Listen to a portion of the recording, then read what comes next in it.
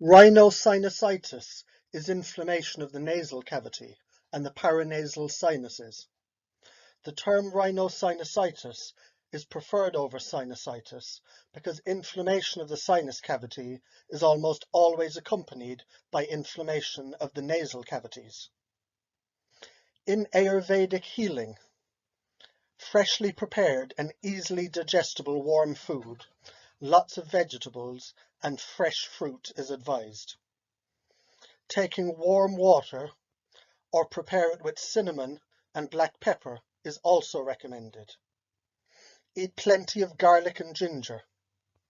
Avoid cold, heavy, oily foods, cold drinks, chocolate, ice cream, cold water, etc. Get plenty of rest. Sleep while lying on one side with a pillow beneath the head.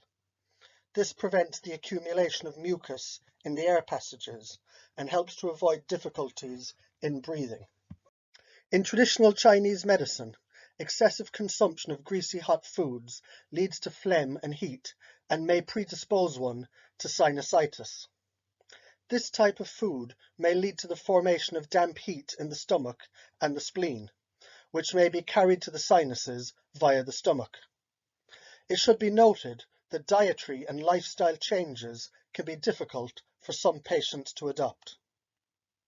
With Western medicine, the clinical diagnosis of acute rhinosinusitis is challenging due to the overlap of symptoms with other ordinary childhood nasal diseases, such as viral upper respiratory tract infections and allergic rhinitis. Acute rhinosinusitis is one of the most common infections of the upper respiratory tract, and it affects a significant proportion of the population.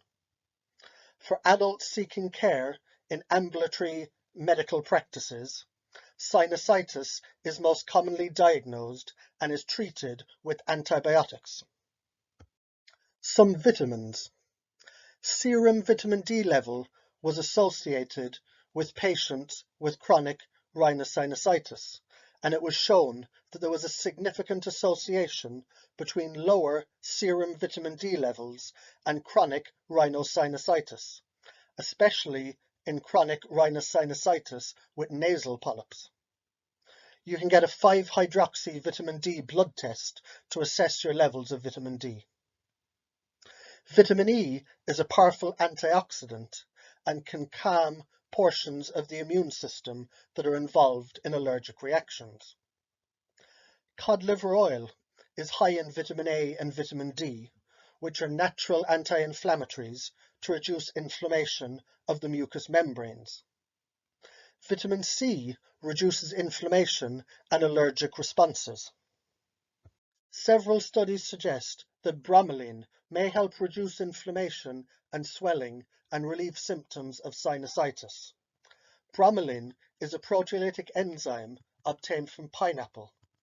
Its physiological effects appear to include interactions with inflammatory, immune, cell signaling, coagulation molecules, and related pathways. The enzyme's anti-inflammatory action is due to its inhibition of bradykinin production at the inflammatory site.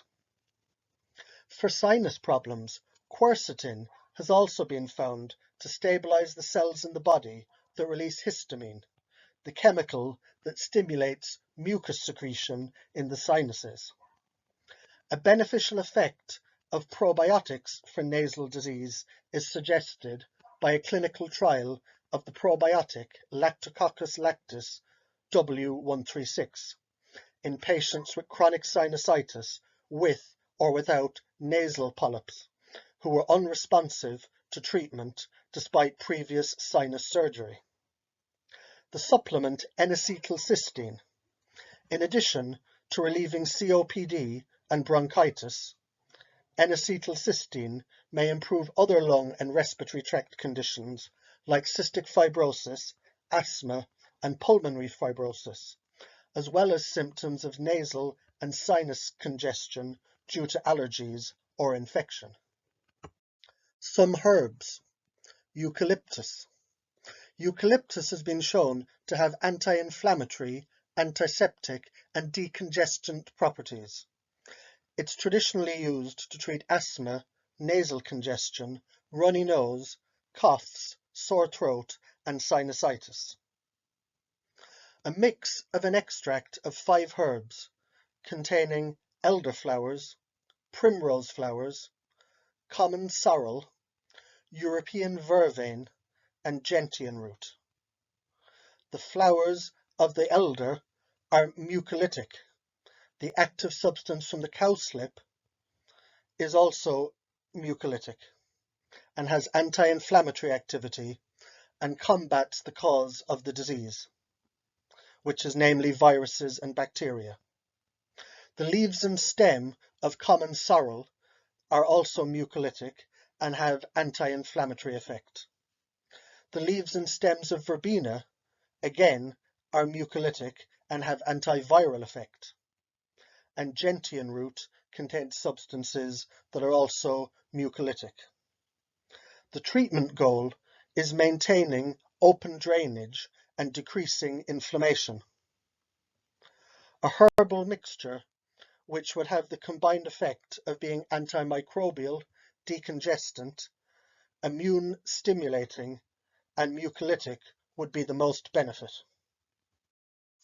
Echinacea extracts displayed anti-inflammatory activity in virus-infected cells. Golden seal. The sinuses, the throat, the mouth, and urinary tract are all subject to infections, as well as the intestines. Golden seal can treat those infections because it has antimicrobial properties that are ideal for fighting and preventing these types of infections. Golden seal, referred to as nature's antibiotic because of its antibacterial and anti-inflammatory properties. The golden seal's benefits are often attributed to berberine, the active ingredient. Therefore, taking berberine hydrochloride might be the most reliable option for the quality and effectiveness. The stinging nettle leaf. Stinging nettle has been used for centuries as a remedy for allergic rhinitis and many other ailments. Modern freeze drying apparently concentrates the compounds that soothe inflamed nasal passages and sinuses. Some other commonly used herbs for their immune boosting property is ginger, garlic, echinacea, elderberry, olive leaf, oregano, calendula, and astragalus root. As demulcents, these are substances that relieve irritation of the mucous membrane in the mouth by forming a protective film, such as licorice root, marshmallow root, cinnamon, plantain, and fenugreek. Some decongestants are peppermint, spearmint, eucalyptus, ginger, oregano, and thyme. Chronic sinusitis is linked to recurring deep-rooted sinus infections. Some methods for fixing this are nasal irrigation with salt water, nascent iodine, or colloidal silver solutions.